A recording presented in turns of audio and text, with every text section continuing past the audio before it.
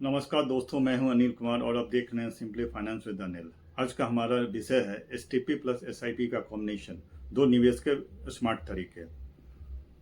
आपके पास अगर लमसम पैसा है और आपको ये डर लग रहा है कहीं मार्केट ऊपर तो नहीं है, तो आज का जो वीडियो है वो आपके लिए है।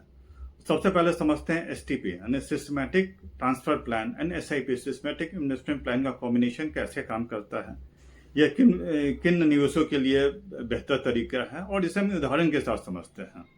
सबसे पहले समझते हैं एसटीपी प्लस एसआईपी है क्या। आपके पास लमसम पैसा है, आप इससे सबसे पहले लिक्विड फंड में आप इन्वेस्ट करते हैं। उसके बाद लिक्विड फंड से आप हर एक महीने एक निश्चित राशि है इक्विटी म्यूचुअल फंड में इन्वेस्ट करते हैं। यानी पहला कदम हुआ आपने जो आपका जो लमसम पैसा है वो लिक्विड फंड में किया। दूसरा कदम है कि एसटीपी के माध्यम से एक निश्चित राशि इक्विटी फंड में ट्रांसफर करना। इक्विटी फंड में यह जो निवेश होता है ठीक एसआईपी की तरह जो एक निश्चित नियमित रूप से होता है।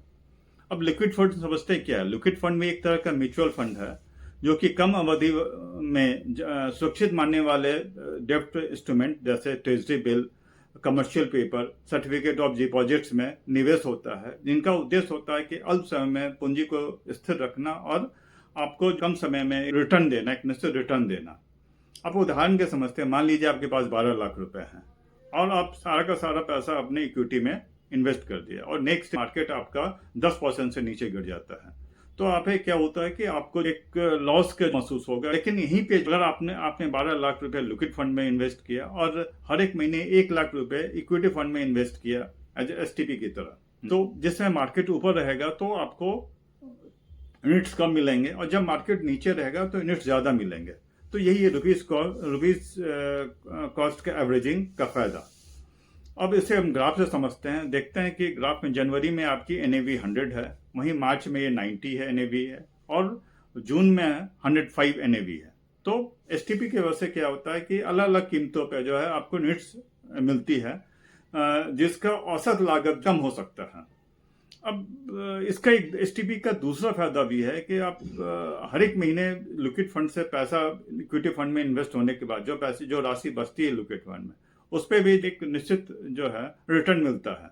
यह मार्केट की परिस्थिति के ऊपर डिपेंड करता है। अब समझते हैं कि एसटीपी प्लस एसआईपी किन लोगों के लिए है। यह बेसिकली उन लोग व्यक्तियों के लिए है जिनके पास एक लमसम पैसा होता है, दूसरे रिटायर्ड पर्सन जिनको पीएफ, ग्रेचुइटी फंड और रिटायरमेंट फंड मिला हो, तीसरे जिनके पास प्रॉपर्टी का पैसा हो या फिर बोनस का पैसा मिला हो, चौथे आदमी ऐसे हैं जो कि मार्केट के टाइमिंग से का जोखिम नहीं लेना चाहते, और पांचवें जो कि इक्विटी फंड में धीरे धीरे पैसा इन्वेस्ट करना चाहते हैं।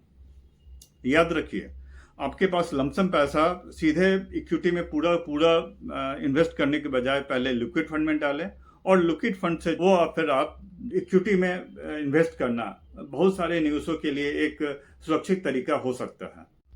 आपको यह वीडियो अच्छा लगा हो तो इसे लाइक करें, शेयर करें और सिंपली फाइनेंस विद अनिल को सब्सक्राइब करना ना भूलें। Thank you.